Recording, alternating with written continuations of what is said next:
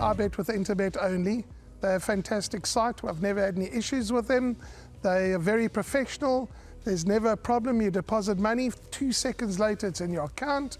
You withdraw, which I do very occasionally, and I believe it's also 2 seconds it's in your account.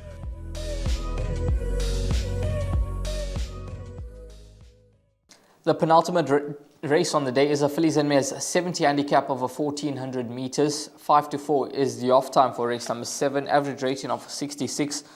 Fortchador, your favorite at 7 to 2. It is Pour Some Sugar on Me at 11 to 2 in the market. 6 to 1 about Leopard Lady. 7 to 1.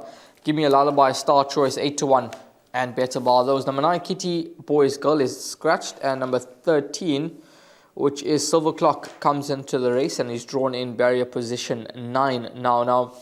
Let's start with the source Fortchador, because last time out she showed unexpected pace. She went to the front, change of tactics, she won. It paid off. Gate number 3, handicap was only given her 3 points.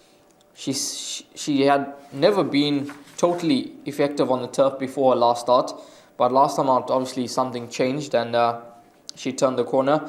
She's in good heart, and I think 3 points is quite lenient.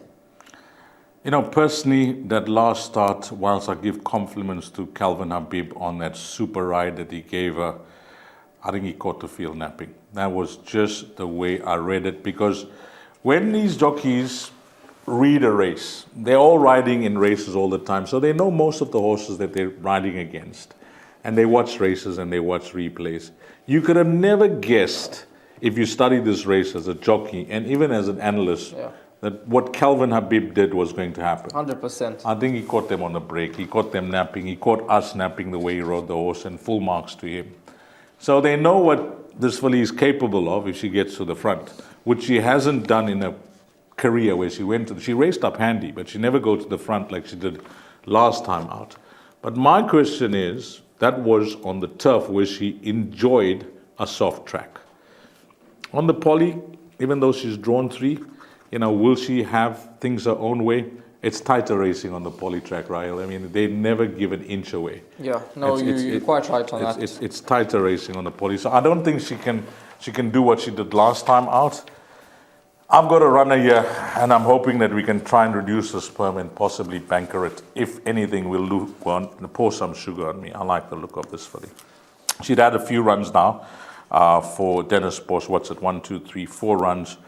And he's kept her over, 5 and 6 furlongs. And I've watched her race, and she doesn't have the pace and the speed and those jets to try and close it off over a sprint trip.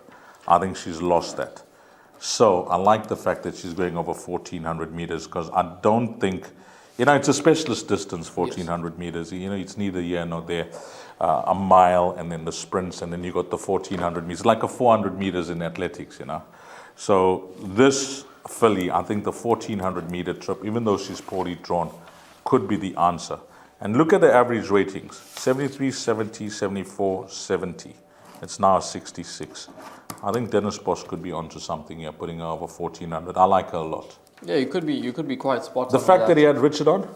Yeah, I mean, that obviously is a huge statement, and now Sereno Moodley gets a ride, which he'll certainly exude that confidence onto this filly, and it's going to be interesting to see how she goes. She's definitely a horse that does have some nice runs under the belt. I mean, that third to Captain's Christie in this type of race should be good enough to see her very, very competitive. This horse, Star Choice, last time out, she caught us all out. Returning off a lengthy layoff over 1,200 meters, 33 to 1 in the market. Absolute rocket results in the pick 6. Opening wounds. That's what I say you're doing right. Opening wounds. Not that I didn't like her. I just didn't think that she could come back so fresh. That was my, I always went for her in the past because she finishes the races off. But, the way the stable is going, the stable of Frank Robinson, I mean, it'll be foolish to discount her chances. But, can she go back to back? I'm going to say no. Yeah, that would obviously be the question mark, these. Okay, I'm going to go with 10 here. I mentioned this pick 6 is costing, 480 Rand. I'm only going to give one horse number 10, but I'll allow you a selection here to include one more runner. Sure, it's tricky. It is very, very tricky, these. But there's a lurker in this race that I think must go in. Number 6, Chelsea Blue. I think she's far better than her last 2 starts. Completely ignore her last start, because once you break through those starts in Stallgate, your race is over from there. Don't think she enjoyed the conditions as well out at Hollywoodbets Scottsville. It was soft conditions on that day. I'm happy to ignore recent performances. I think she's a horse that has found the right type of race to be competitive. And 14-1 in the market. We still await a jockey arrangement, a jockey booking here. But keep an eye on horse number 6. So I just feel she's a lurker in this event, especially over 1400 meters again. I don't know if Ryle's fallen off the rails here with number 6, Chelsea Blue, because I didn't expect that selection. You can't be from too confident on her last 2 starts, but she is better than her recent form Ds. Okay, number 10 is going to be my selection, my outright choice. Now, give me your one more runner that we're going to include. You've spoken about 3, you've spoken about 6. You haven't spoken about 1. Are we just going 2 horses? Yeah, just 2 horses. I'm confident we're going to catch this. I like number 10 a lot, but I'm going to give you a cover if there is one. I'm going to allow you to multiply my pun out by 2. Number 6, yeah. Okay. Ryle's going with number 6. 14-1 versus an 11-2 shot. So you could have found some. If this has to arrive on the day and we catch this pick 6, Ryle Radhakrishna, I think I'll owe him something, because I'm playing this pun. This is now 960 Rand after 2 horses. 10 and 6 there in race number 7. And Ryle has found a 14-1 shot. Wow, if that has to arrive, Chelsea Blue, that will drop everything in race number 7.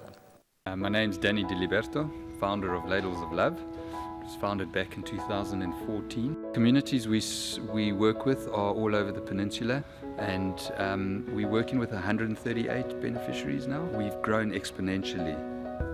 We've been able to do that because of all the kindness that we have experienced from individuals and corporates such as Interbet, who just want to be part of the change.